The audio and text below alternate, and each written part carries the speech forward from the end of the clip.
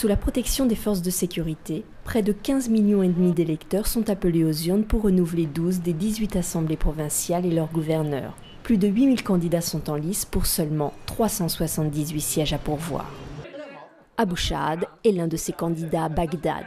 Chiite, il conduit la liste de son frère, l'ancien ministre de l'Intérieur, Jawad al-Bolani. Du soutien des chefs tribaux dépend son élection. Il est de la responsabilité des chefs de tribu de faire élire aux assemblées provinciales le plus propre des candidats. Il leur faut convaincre que cette personne mérite leur voix.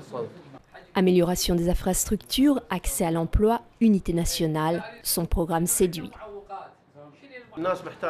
Les gens ont besoin de services, un grand nombre de services. Des services de santé, des services administratifs, du travail pour les chômeurs, tout ce dont le pays a besoin pour fonctionner. Une recrudescence des attentats, plus d'une dizaine de candidats tués depuis janvier, des organes de presse saccagés, des violences qui n'arrêtent pas Riyad Abdul Karim, journaliste de la chaîne Al Diyar et directeur de campagne d'Abou Chaad. Il est évident que certaines entités poussent au sectarisme. Elles ont des agendas dictés par l'extérieur et influencés par des pays.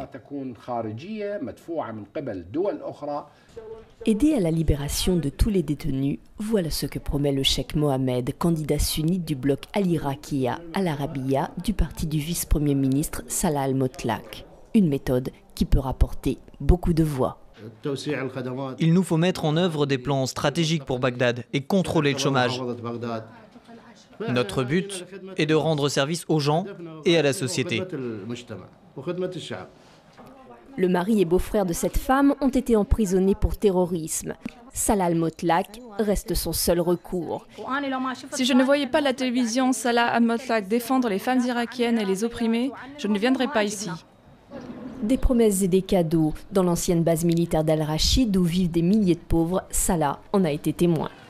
Un des candidats est venu ici dans le quartier, il a réuni les gens avec devant lui une table, un Coran et derrière lui des cadeaux.